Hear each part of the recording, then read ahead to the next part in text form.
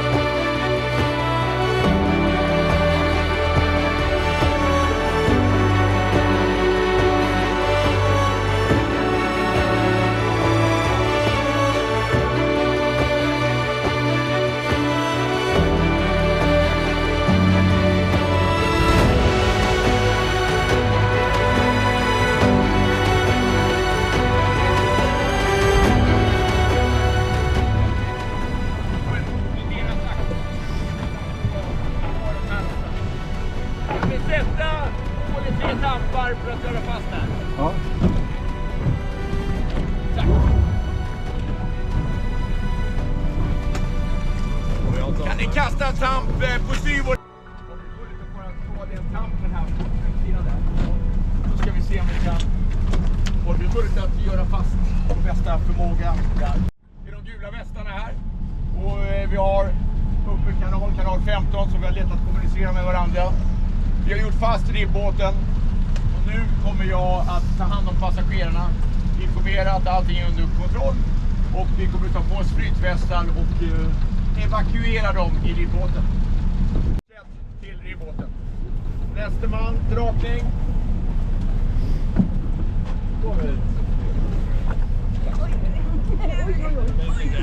Då gör vi så här. Kan ni undsätta dessa personerna till bryggan så snabbt som möjligt, så skulle jag uppskatta det.